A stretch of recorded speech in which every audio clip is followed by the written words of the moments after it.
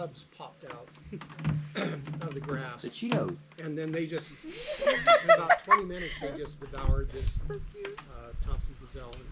And they did it quick enough that there weren't any hyenas or lions or anything that saw them running around.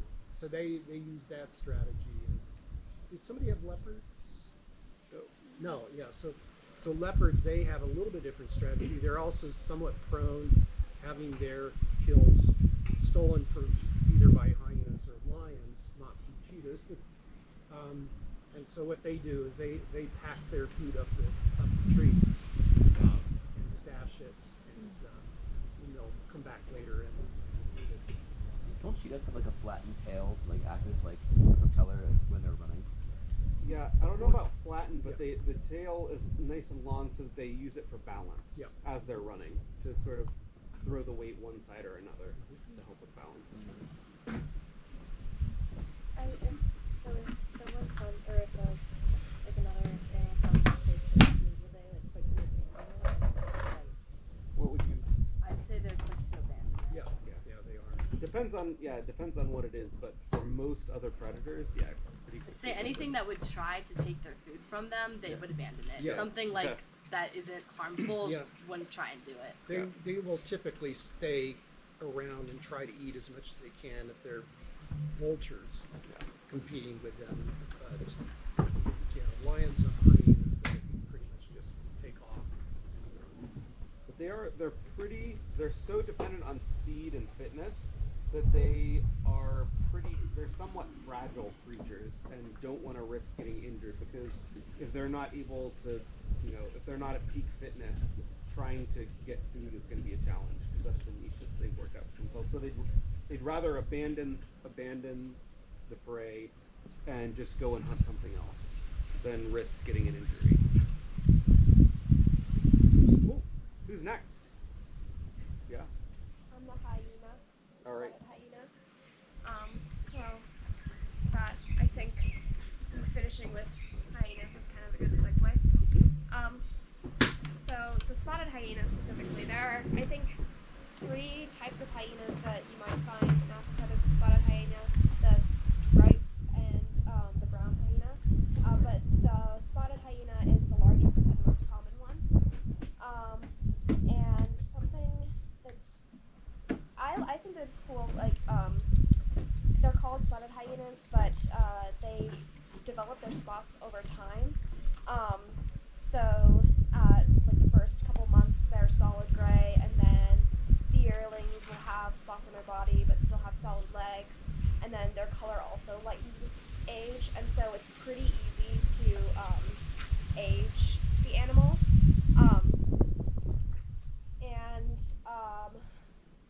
So just as Elena was saying with the cheetahs, hyenas, they're pretty quick to move in on other things, food. They are scavengers as well as hunters, but they're pretty smart about their food, and they also just don't want to use too much energy to get their food, and so they'll scavenge for whatever they can find, and they also eat almost everything from the animals that they consume, like including bones and whatnot. Most carnivores discard about 40% of their kills, so this is a really different in hyenas. They also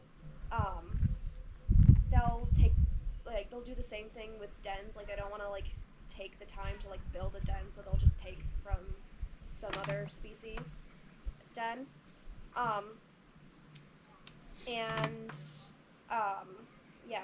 In terms of hunting, in terms of activity in general, it's kind of, from what I was reading, it was oh well, sometimes it can be this, but it also can be this. They're very it's the situation and environment they're in makes their activity very different. So some hunters are solitary. Some hyenas are solitary. Some go in clans. Some hunt on their own. Some hunt in groups. Group hunting is less common. And in fact, most group hunting happens spontaneously. So one hyena will go to chase the prey, and then other hyenas might see, oh hey, that guy's got something, and will go and chase it with them and take it down. However, for some reason, with zebras specifically, some small groups will form their group and then go hunt a zebra. I don't know why that's different with that prey specifically, but they got a plan for that one. And they are 60 kilometers per hour at top speed, and they can go pretty long. They can pretty much exhaust their prey, which makes them good hunters. And they are really good at eating as well, because they're kind of like camels in the sense that they take in a lot and then can go a certain amount of time without much of anything. They can consume a third of their own body weight, which is incredible, also considering that a lion can only consume a fourth of its body weight. But this is also because, especially when having to deal with prey that migrates with the rain and dry season, it can be harder for them to find their food, and they can travel for a very long periods of time before finding a hunt, which is also why they scavenge a lot. But hyenas can go up to 5 days without food if need be. Cubs can't very well do that, and so that can, especially in a drier season, that can cause to some cub fatality if they're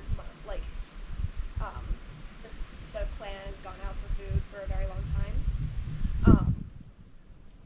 But yeah, so about cubs and about maturity, something that I think is the most interesting thing about the hyena is that the males and females have pretty much equal testosterone levels, and in fact, some females have higher testosterone levels, and with the female being dominant, the alpha female will have 6 times higher levels of testosterone than an average male.